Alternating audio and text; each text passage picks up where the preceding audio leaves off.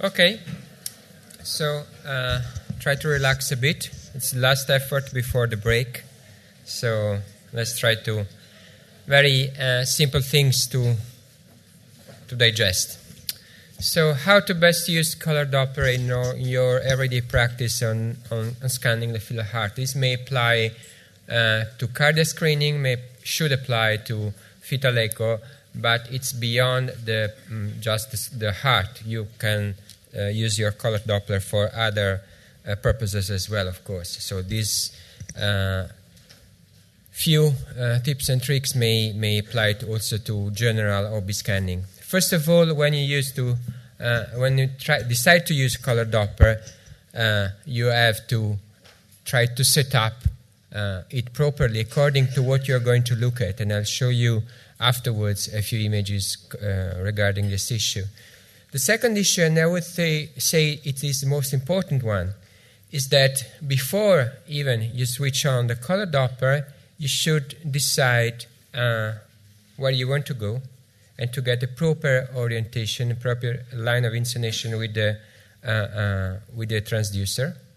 And then you should have in your mind what is the objective, the focus of your switching on the color Doppler, because otherwise you get lost. Because if you switch on the color Dopplers and then you wander around to check things, you only see sparks around without any real benefit. And possible application may include a support to check central cardiovascular connection, for example, in case of poor maternal habitus, to detect high velocities consistent with stenotic valves or insufficiency, detect abnormal shunts, communication that should not be there, for example, VSD or fistulae, or a functional evaluation of the cardiac performance and the cardiac function, of course, in case of cardiac or extracardiac problems. We'll try to share with you this morning all these issues. First of all, when we go to the field of heart, we have to remember to move and to switch to the fetal echo preset that we have set up on our machine with the application specialist from that machine, which is not the one the factory has built by default in the machine, because sometimes that's not a proper setup for any given name it may bring on the console. So these are the basic things that you imply when you go from a general OB scanning to a dedicated scanning of the field of heart. And this will allow you to, as far as grayscale is concerned, to move from a very soft image such as this one with very high persistence, you see blurred of the atrioventricular valve, to a very defined one such as this one. And you see that the frame rate, the corresponding frame rate, if you cannot make it out, neither can I, actually. But it doubles. You see that there are 3 figures here, there are 2 figures here, so it doubles. And of course, the same applies to color Doppler. This may be a proper setting for checking the pulmonary veins, as Rabbi has wonderfully showed you before. But, of course, it's not as good to check for inflows or the heart in general, because the PRF is too low, and you see aliasing across all over the heart. And this is a more proper setting for checking the heart with no false bleeding across the interventricular septum, and so on and so forth. So this is what you should try to aim when you define a preset for color Doppler as far as the fetal heart is concerned. The second issue to keep in your mind is that the line of inclination that you should get with your transducer and ultrasound beam is 90 degrees opposite to what you strain to get with grayscale imaging. Because you know that for grayscale imaging, the best approach to the things that you want to look at on the screen is at 90 degrees, because all the lines actually rays will hit the organ and go back, and you have a very nice image on the screen, on the display. So with a lateral four-chamber view, you may wish to assess the thickness of the myocardium, the papillary muscles, and the chordae tendineae of the valve, and interventricular septum. And for example, with an apical approach, you may wish to assess the offset appearance of the AV valve that Rabbi has shown you before. So this is for grayscale. If you move to color Doppler, you should reverse in your mind your strain and efforts to gain a zero angle with your intonation beam in line with the flows that you want to detect. Otherwise, you won't get any color signal at all. So with an epical approach, you may be able to see all of them. You may see actually the two inflows because it are at 0 degrees, and both outflow tracks signals because these are at acute angle. So below 30 degrees of intonation, I would say the color signal is quite good. If you use a lateral approach, you may still see the alpha tracks because, again, this will be at acute angles, but you will not get any signal regarding the inflows. So there is no way to check the inflows if you have a lateral four-chamber view. And, of course, if you use power Doppler or the very sensitive new generation Doppler, you may be able to detect the pulmonary veins and all these lateral line vessels. So this is very fundamental for you to keep in mind even before you switch on the color Doppler. And to give you an idea of how fundamental is this pre-planning before switching on the color Doppler, I take an example and I make a tribute to Rabbi, who described this finding in the fetus for the first time in 2005 as one of the strong markers associated with trisomy 21. Now we know there are some papers published. We know that roughly 25% of Down syndrome fetuses, regardless of the presence or absence of congenital heart disease, do have an aberrant right subclavian artery. Here is and the description is a fourth vessel going behind the trachea and the esophagus towards the right side of the baby. And this is how on B-flow you can make out. This is the ductal arch, behind is the aortic arch, this is the descending aorta, and you see the aberrant vessels going the other way around, which is nowhere to be seen in the normal arrangement of the arch branching. So if you take these vessels, what is the difficulty in getting the image of these vessels? This is the checklist for you to use on color Doppler to find the ARSA. Well, the issue is that it's roughly at 90 degrees with the V-shape of the two ductal and aortic arch. So from what I told you before regarding the physics, it's quite difficult to get. If you have a zero line with the other, with one, you will have a 90 degrees with the other. So you should try to get a compromise to get both. So if, for example, if you have a fetus lying on the right side, such as this one, the left side of the baby is up and the right side is down, you will have a blue signal in both in the arches and in the ARSA, because the flow is going towards the far end of your screen, of your display. On the other hand, if you have a baby on its left flank, you will have the other way around. You still have a blue signal in the ductal and aortic arch, but you will have a red aberrant right subclavian artery signal because it will go towards you. Okay?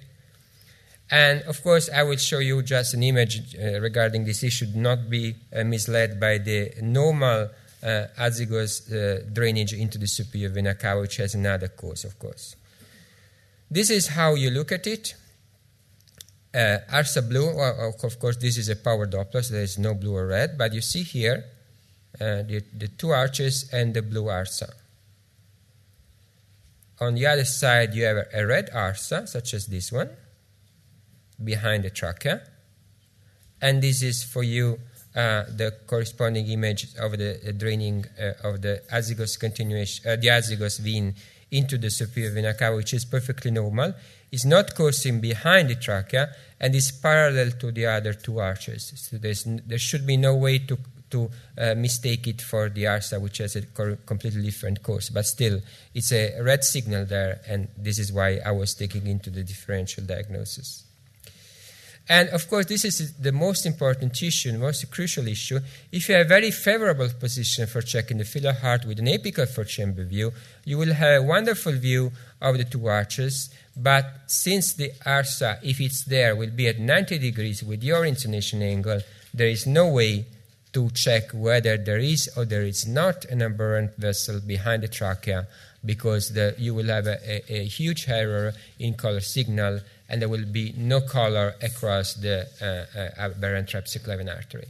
So this is just an example, because you should keep in your mind this information, in the back of your mind, whenever you switch on the color Doppler. And this apply, of course, also, for example, to the crossover, because if you go from the apical, it's like that. If you go to the lateral, it's still like that. But if you go to 30 degrees, you will have one vessel at 0 degrees, and the other one will be at 90 degrees. So you will find, for example, color Doppler, color signal in the left outflow tract, but you will not see any signal in the right outflow tract because it will be at 90 degrees. And this is of crucial importance if you're using your color Doppler to check for connection. How can we get around this problem? There are two possible ways. Either you try to slide down with your transducer on the abdomen, and if it's a bulky lady, you may ask her to roll on one or the other side, so that your approach will be through the iliac fossa and the lateral part of the abdomen, and this may easy your approach and your changing the line of insonation. Or actually, if there is a ferrable position, for example, like this one, you are scanning from the periumbilical view, and then you slide your transducer sideways over the maternal abdomen to one of the two flanks, and you will transform the lateral four-chamber view into an apical one, or vice versa. And this will allow you to assess more properly both the grayscale image and the anatomy and the color Doppler signal at the same time. Some technical and physical problems that you should be familiar with. First of all, the PRF, which stands for pulse repetition frequency. This is the relationship between depth of insonation, depth of sampling, and the maximum velocity that will show up on your color or spectral Doppler scale. So the deeper you go, the lower the velocity you are allowed to sample before going into aliasing. Okay? And this is quite important. And again, also this pertains to changing your approach to the maternal abdomen. If it's a fat lady, you should try to get rid of as much as you can of the fatty pads around the abdomen, and to reduce the distance between your transducer and the vessel that you want to insonate, to increase the PRF, so the maximum velocity allows for you to sample.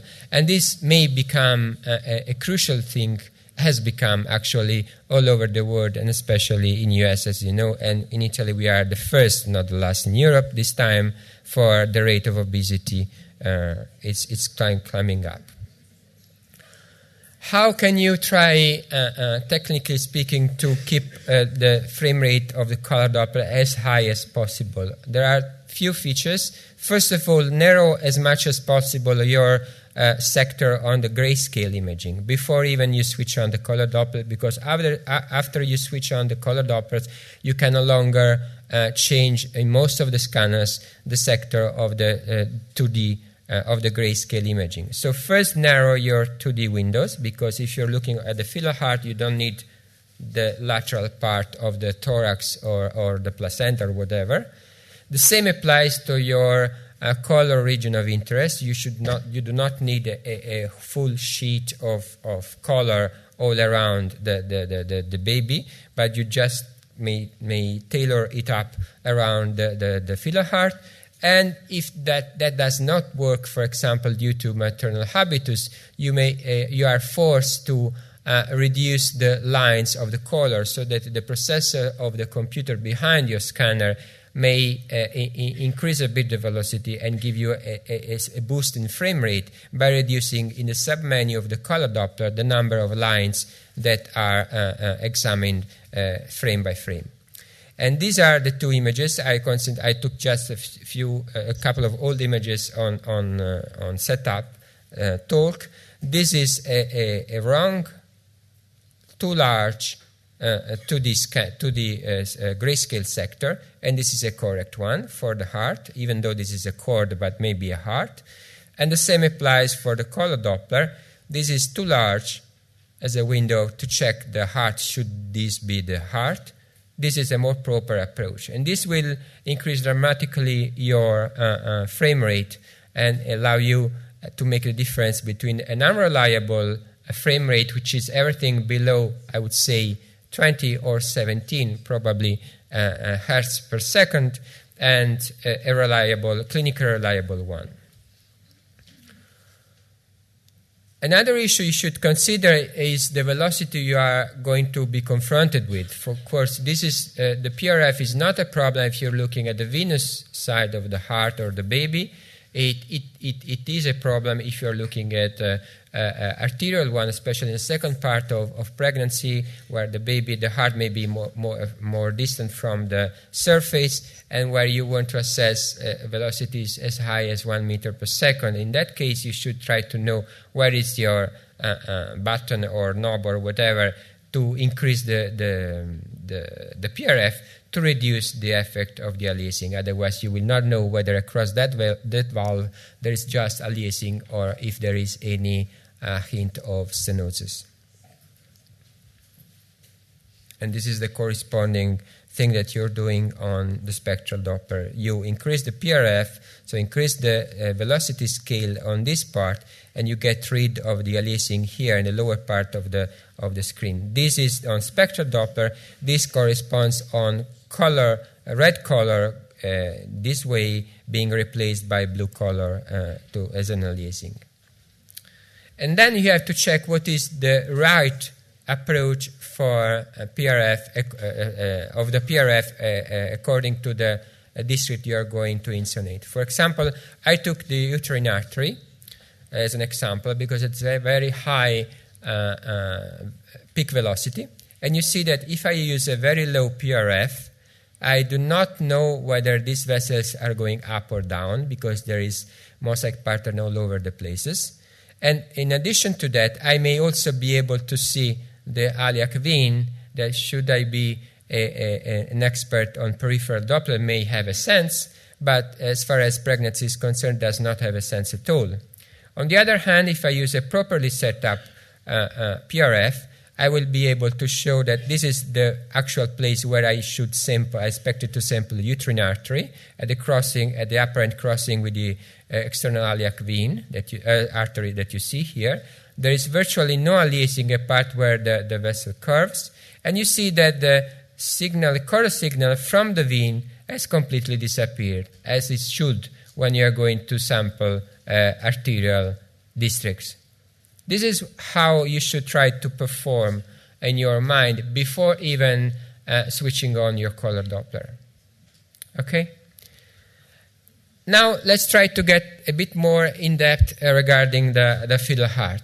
Another issue, you need to plan ahead of your actually color Doppler evaluation regarding the fiddle heart, because also some other more subtle settings may need some redefining according to what you're going to demonstrate on your color Doppler examination. For example, if you want to demonstrate the interventricular septum or any real VSD across it, you will need a low priority of the color Doppler, which means that the color will not be painted over the grayscale signal, the anatomy signal, is just filling in and respect all the borders from black to white, so all the borders are from the grayscale. And this is the only way that you have to check an interventricular septum. On the other hand, if you want to have an idea of vessels that are too small to be seen on grayscale, such as, for example, the pulmonary veins, you have to do the reverse. You have to increase the priority of color Doppler because you are just favoring the color Doppler. I don't know why it is not okay. Over the grayscale because the pulmonary veins are too small to be seen on grayscale. So unless you use color Doppler or power Doppler, you will not be able to see them at all.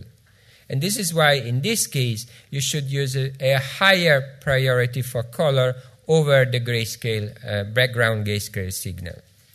And this, of course, will apply if you're going to see the abnormal counterpart. This is an inlet ventricular septal defect that you may not be able to detect if the color will brush over the interventricular septum. And on the other hand, this is a scimitar syndrome with absence of the right venous connection from the hypoplastic right lung. You see mesocardia here, and one or two, actually, the two pulmonary veins coming back from the right lung are completely missing, and you could not see them at all if you would use this type of priority for color Doppler. And you see how, on the other hand, it will bleed across interventricular septum. So if you use a very high priority of color signal over grayscale, you will not be able to detect any ventricular septal defect or any anatomical detail at all, for you to keep in mind. The same applies to the aortic arch. For example, in the trivessel view, you would need a very high priority and a high PRF to check for the V sign on the trivessel and trachea view that Julian has brilliantly shown you before.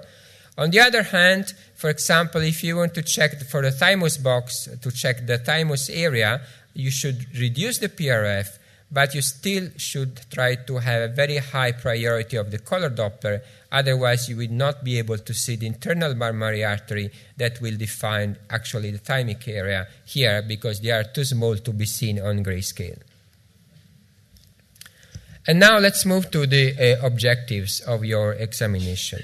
In my list at the beginning, I showed you that the first issue, if there is any doubt on anatomy due to poor acoustic window, the first objective that you have for color Doppler examination is to support your anatomic assessment and sequential anatomy assessment of the fetal heart, especially in the century of obesity as we are now.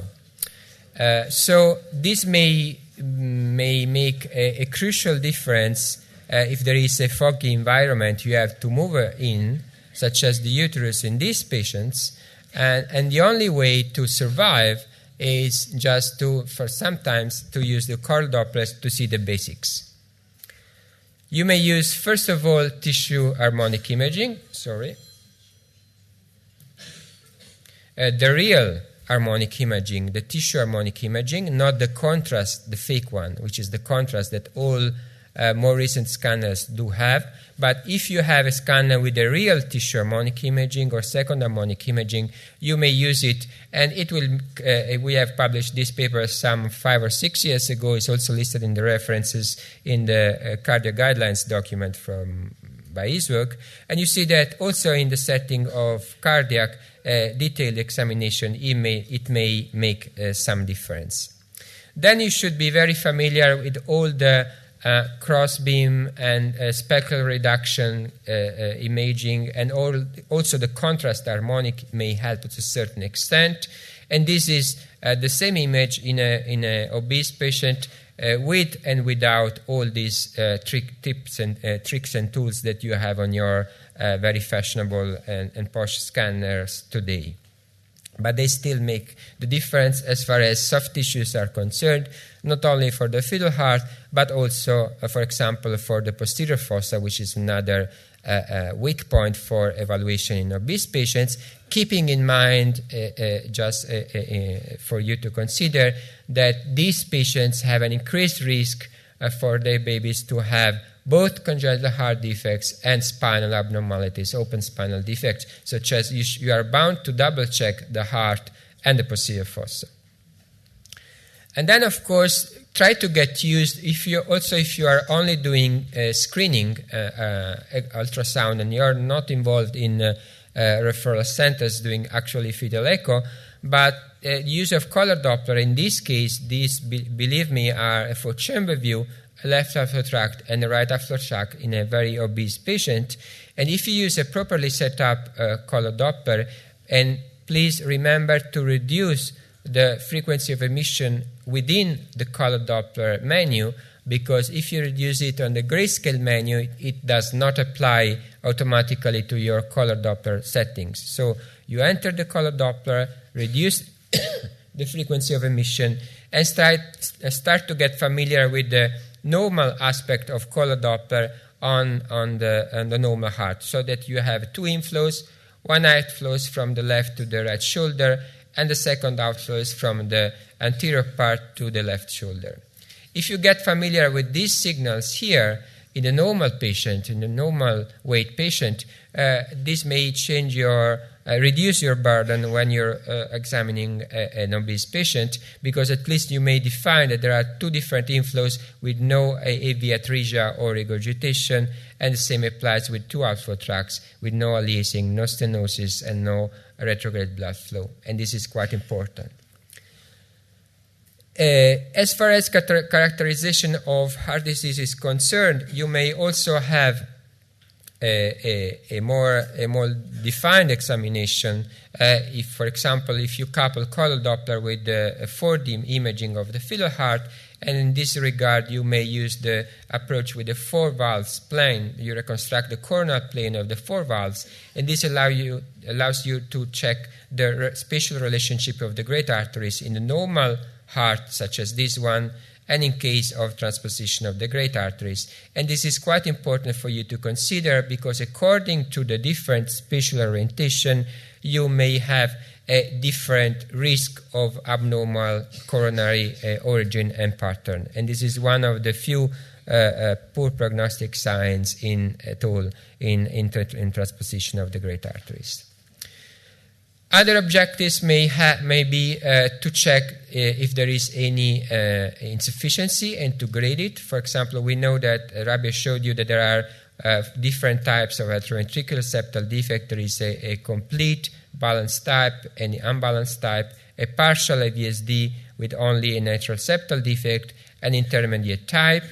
And in these settings, one of the things that the cardiac surgeon may want to know regarding to make a prognosis is if there is an insufficiency of the common IV valve. And you see here that by using color Doppler, you may detect very trivial insufficiency here, or very mild and clinically not relevant one here on the mitral component of the single valve. In this case, you have bilateral insufficiency, and in this other case, you have very severe insufficiency due to the association of the complete heart block, and this was, of course, in isomerism, featuring also atrioventricular septal defects. This is a way for you to assess and to quantitate your insufficiency. Again, you may detect abnormal shunts. This is an inlet VSD. This is an outlet VSD. Anytime you find out a VSD, you should try to support your diagnosis with color Doppler. In this case, or some other times is unforeseen findings. You just put your color Doppler and you find out a trickle of blood going across the VSD, but these are of limited clinical importance. On some other occasions, you may use your color Doppler to actually assess the stenosis of semilunar valves. This is a valve which does not open properly. Jolene Carvalho in her talk has shown you how the cusps of the semilunar valve should align and open completely during the systole. This is a pulmonary stenosis, and by using color Doppler, you can make out the aliasing here and insufficiency here, and this also another case showing you the stenosis and insufficiency of the pulmonary valve. In some of the cases, I'm sorry, these last two slides were reversed in order. In some of the cases, the VSD could not be traced on a single plane, because some of them are very tortuous in their course, and so in this case you may need some tricks such as 4D thick slice to make out the whole of this tiny apical VSD, or for example to map this other VSD of the apical part of the septum. If you put your reference marker here, you can actually see also the area of the defect on your in-face view of the interventricular septum. You may detect abnormal shunts also regarding the presence of a fistula. Usually in the setting of HLH, you actually see the reverse shunt across the foramen ovale or insufficiency of the very tiny mitral component. In some of the cases, we published this some years ago, there is a concurrent abnormal shunting across the wall, and you should demonstrate the bidirectional flow of this fistula here, consistent with at the same time as a hypoplastic left heart. Or also in one of the variant of the trilogy of Fallot that also Julian has shown you before, you should actually seek the presence of the collateral arteries from the descending aorta, and I took a very old clip to show you this is quite feasible also with color Doppler in these settings. Reverse blood flow is quite important to demonstrate at the level of the shunts. For example, if we look at the four-chamber view, you see a very small left ventricle. We do not lose more time in checking whether it's really an hypoplastic left heart syndrome or if it's a single ventricle. For diagnosis, you go up to the trivessel view. You will not see any signal on grayscale here because the tubular hypoplasia of the arch is very, very small to be seen on grayscale, but you switch on the color Dopplers, go up, and if you see reverse blood flow in a very tiny aortic arch such as this one, you are pretty 100% sure that this is the worst end of the spectrum of hypoplastic left heart syndrome. And of course, in case of a critical aortic stenosis, such as this one, with a huge dilated, poorly contractile left ventricle with endocardial fibroblastosis, it has been shown by the Boston group at Children's Hospital that one of the signs heralding progression towards hypoplastic left heart syndrome in the second part of pregnancy is the presence of reverse blood flow across the shunts at the level of the foramen ovale or the aortic arch. And the last part of this talk regards other causes of cardiac overloads. You know that there are cardiac and extracardiac causes of overloads.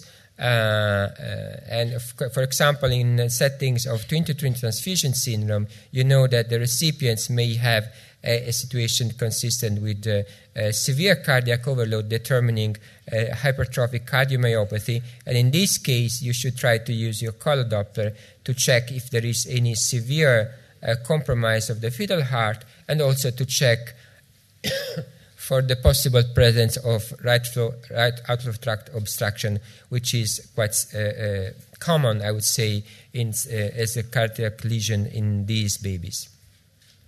Another case of high output cardiac failure may be an atriovenous malformation, namely aneurysm of the vein Galen. You may use your color Doppler. This is actually a sensitive power Doppler to demonstrate the very subtle normal vascularization in the fetal brain, such as the medullary system, which is nowhere to be seen with normal color Doppler settings, but very high frequency. You can demonstrate that, and of course you will use color Doppler to support your diagnosis of arteriovenous malformation of the brain, and you can also reconstruct a cast. This is the sinus rectum, the lateral sinuses here involved in this kind of very huge malformation of the fetal brain.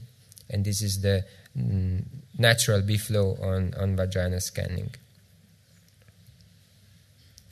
And also in this case, of course, on the fetal heart, you should try to check because there is the sign of cardiac overload, and compromise of cardiac function demonstrated by insufficiency of the cardiomegaly and insufficiency of the tricuspid valve here.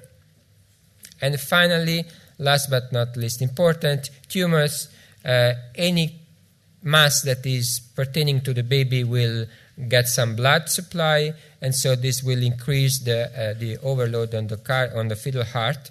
And this, of course, the diagnosis will be not pertaining to the fetal echo field, but of course you will need to assess the heart, because in these cases usually there is some 50% fetal death rate because of severe cardiac decompensation in the second part of pregnancy. You see a hydropic fetus here in the third trimester of pregnancy. I will skip this just to give you an idea that the teratoma may be half inside and half outside the baby, and keep in mind that some of the cases they are completely in the pelvis and not outside the pelvis. So this is my last slide, just to wrap up what I showed you in this talk regarding the optimal setup you should try to use. So think before you switch on actually the color Doppler what you're going to demonstrate, because if you switch on the color Doppler, you should have a target, an objective in your mind. So align with your target, pull the trigger with the color Doppler and fire only if you have your target in your line of fire, not to be too peaceful. Use an optimal planning before you switch on the color Doppler, and I showed you how to approach the problem of line of insonation and emission frequency and so on and so forth. Use your filters as much as you can. And then you have your objectives: support anatomy evaluation, detect high velocity, finds abnormal shunts or support diagnosis of abnormal shunts, and assess the function of the cardiac organ in the fetus. And thank you for your attention.